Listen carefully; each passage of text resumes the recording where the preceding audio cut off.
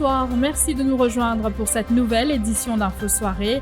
Voici les titres qui font la une de l'actualité. Une étudiante de HSI se retrouve en salle d'examen pour ses 3 premiers papiers sans son nom sur la liste officielle du MIS. Elle est admise à l'arrière de la salle d'examen sans savoir si ses questionnaires seront validés. Elle a pourtant son timetable et son index number.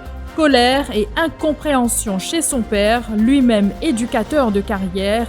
Il témoigne dans cette édition. Une adolescente de 17 ans dénonce sa mère à la police pour l'avoir forcée à se faire avorter. La femme âgée de 41 ans a été arrêtée.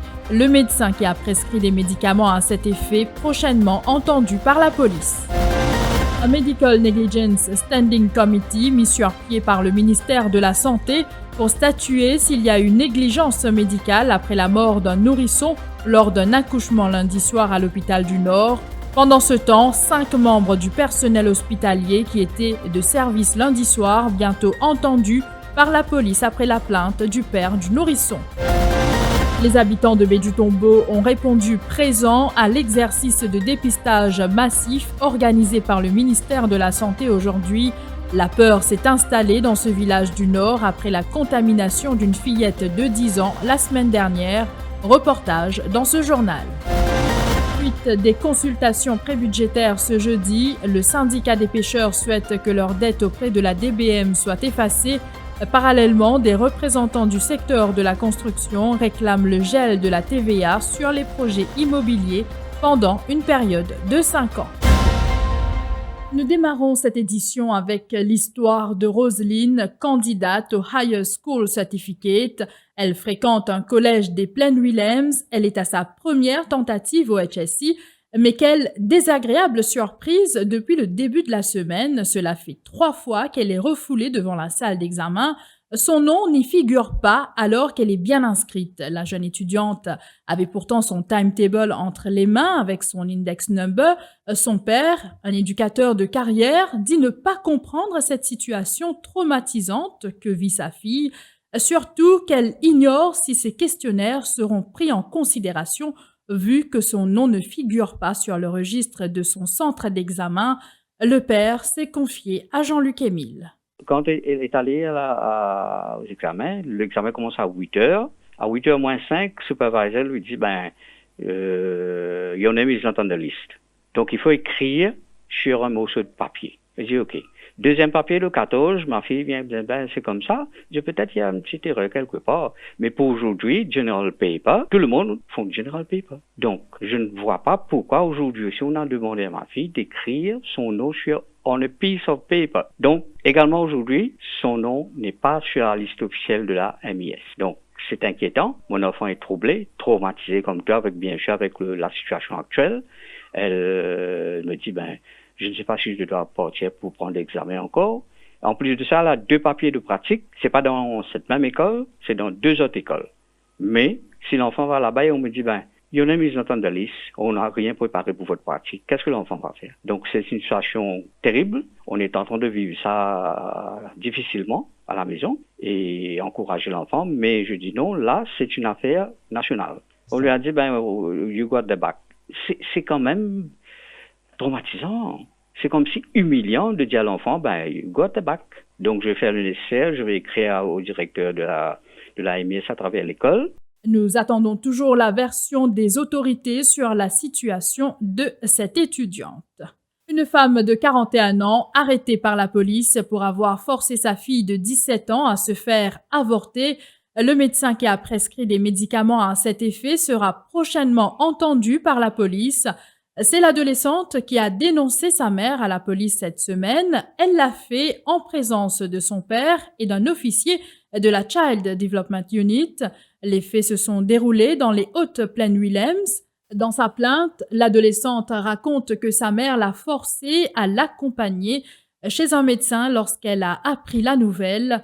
Shehzad Jadou, bonsoir. Bonsoir Mélanie. Nous apprenons que la jeune fille a refusé de prendre ses médicaments, Shehzad. Dans sa déposition, l'adolescente a dévoilé le nom du père de son enfant. Il s'agit d'un ami qu'elle rencontrait souvent. Et depuis le début du confinement, elle a quitté le toit familial pour s'installer chez cet homme de 23 ans. Ce n'est qu'en début de semaine qu'elle a appris qu'elle était enceinte. Sa mère l'a transportée chez un médecin de la région qui lui a prescrit des médicaments pour avorter. Mais la jeune fille a refusé de les prendre, affirmant qu'elle ne veut pas mettre un terme à sa grossesse. Arrêtée, la mère a été inculpée devant le tribunal de Cœur-Pipe pour avoir tenté de faire avorter sa fille. Tandis que la police compte prochainement écouter la version du médecin qui a prescrit les médicaments. Quant à la mère, elle a retrouvé la liberté conditionnelle après avoir fourni une caution de 8 000 roupies et signé une reconnaissance de dette de 30 000 roupies. Ce sera au Medical Negligence Standing Committee de décider, après enquête, s'il y a eu négligence médicale dans le décès d'un bébé lors d'un accouchement à l'hôpital du Nord dans la soirée de lundi. Cette décision a été prise par le ministère de la Santé à la lumière des conclusions d'une enquête départementale effectuée par le Dr Poonam Gangadin, Regional Health Director de l'hôpital du Nord. Ce Medical Negligence Standing Committee avait été mis sur pied en mai 2020. Il est présidé par Raj Nekchedi. Pour rappel, Swetaram, 25 ans, habitante de Goodlands, devait accoucher le 23 juin. Or, suite à des contractions lundi, elle a été admise à l'hôpital. Il avait alors été décidé par le personnel médical de procéder à l'accouchement par voie basse, avec comme conséquence le décès du bébé.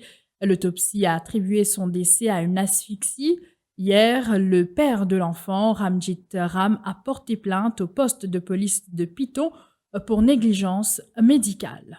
Et justement, suite à cette plainte, une enquête policière a été initiée. Un gynécologue, une sage-femme et 3 infirmières de l'hôpital du Nord, bientôt entendus par la police. Ces 5 membres du personnel hospitalier étaient de service au moment de l'accouchement de cette habitante de Goodlands, Swetaram. Parallèlement, Stéphanie Anctil commente cette affaire aujourd'hui. La députée du Parti travailliste dénonce la façon dont le nourrisson a été transporté pour son autopsie, notamment dans une boîte en carton, comme l'avait expliqué hier le père du nourrisson devant l'hôpital Jitu. L'élu rouge à Vakwa Floréal dit s'attendre à ce que l'enquête se fasse dans la transparence et dans les meilleurs délais. Ce qui est plus triste, c'est l'attitude de l'autorité dans son ensemble, surtout traitement inacceptable à ces 2 bébés-là après le décès.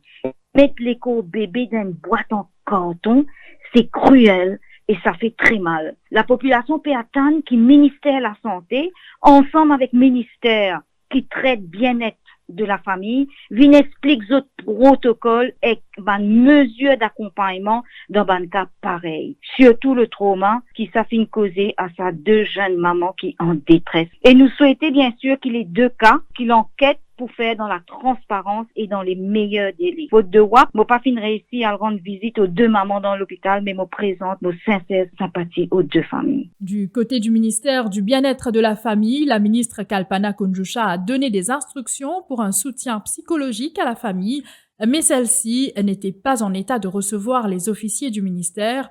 Toutefois, le suivi sera fait, explique sa responsable de communication. Il revient de 14 jours de quarantaine et entame ses 7 jours d'isolement à la maison. Ce personnel du corps médical n'a pas encore eu la chance de prendre son enfant dans les bras, un garçon qui est né alors qu'il était en quarantaine, travaillant avec des patients positifs et à risque. Pour lui, seule la santé de ses proches compte. Il s'est contenté de voir son 3e enfant par WhatsApp, sans pouvoir l'approcher alors qu'il est chez lui. Il a dû demander à son épouse et ses enfants d'aller vivre quelques jours chez ses beaux-parents par mesure de précaution. On peut être personnel de la santé, mais notre vie aussi a basculé avec la Covid-19, dit-il. Il témoigne avec Christina Nélan. À ce moment-là, c'est bien triste. Parce que c'était un moment, on ne peut pas décrire ça quand on devient papa. Par la suite, au film, mon bizarre parle en quarantaine, mon la famille à travers WhatsApp. C'est dit qu'hier que on retourne sans quarantaine, on retourne à la maison. Et là, on trouvait qui m'a bizarre dans notre isolement. Et mon papa reste ensemble avec la famille. Ça coûte là, il y a un moment plus dur encore. Un sacré coup. Parce que déjà, moi, je finis séparé avec Banda. Maintenant, même moi, de la maison aussi, là, c'était, mon papa est capable de soigner pour des raisons de sécurité sanitaire, donc ça veut dire bien-être aussi. Et, mon trouvé, mon bizarre, besoin de contre mon belle-mère. Effectivement, Banda est encore belle-mère, et voilà, après 7 jours, qui me parle en fait un nouveau PCR, et mon test, c'est tout, c'est le négatif. Définitivement, cette fois-ci, ce serait la bonne, mon cas, ma famille, au complet, et surtout, mon petit bébé. Je vous retrouve après la pause pour la suite de ce journal.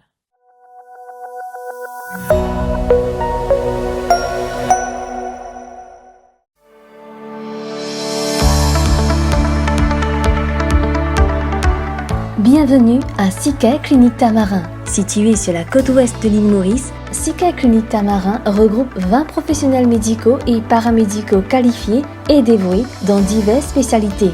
Avec son engagement à apporter une expertise médicale dans la région avec l'ouverture de cette nouvelle clinique satellite. Notre établissement de santé pluridisciplinaire a pour vocation d'apporter des soins adaptés qui sont dispensés par nos médecins qualifiés, suivis d'un service de qualité. La clinique propose une panoplie de services tels que les consultations couvrant plusieurs spécialités médicaux, un service imagerie, radiologie et un service de laboratoire à travers sa marque Silab. Pour toute urgence, veuillez contacter notre service d'urgence sur le 118. Nous sommes ouverts 7 jours sur 7 de 8h à 20h. Soutenu par 2 principaux hôpitaux de santé privés de l'île Maurice, la clinique d'Arney et Welkin Hospital, Sika Mauritius Limited réitère son engagement à fournir les meilleures solutions de santé à la population et étend ainsi ses services dans la région ouest du pays. Sika Clinique Tamarin, plus proche de vous pour mieux vous servir.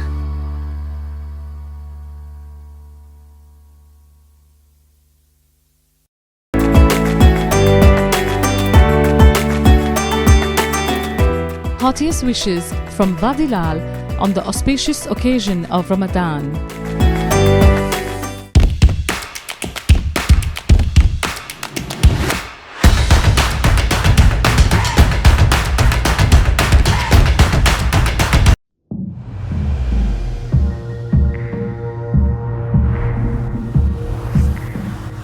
Bring it. First time I saw you, you blew my mind. I got this feeling everything was alright. I've never known someone like you, but when I'm with you, everything feels brand new. New, new, new, new. New, new, new, new. Découvrez un nouveau meal spread avec ce 8 vitamines essentielles, un emballage biodégradable qui est bon pour l'environnement, 100% local, il est disponible partout dans l'île, en plus même pas besoin de dans frigidaire. Nouveau meal spread, 1000 fois ça. Ou bien garder ou manger au frais pendant longtemps, ou bien freeze ou ban snack pour business, KDR Electromeubles peut annoncer ce lockdown sales lo tous sur ban freezer. Pas hésiter, check page Facebook KDR Electromeubles pour plus de détails. Facilité de paiement par Juice, carte de crédit ou ça la livraison avec ou facilité de crédit Rogers Capital ou Sim Finance. Ou capable faire aux réservations à ce là et balance les payables après confinement. Sa promotion là existe pendant lockdown, stock limité. Pour réservation, pas oublier check page Facebook KDR Electromeubles. Moaz अब सबको रमजान मुबारक की नेक ख्वाहिशात पेश करते हैं.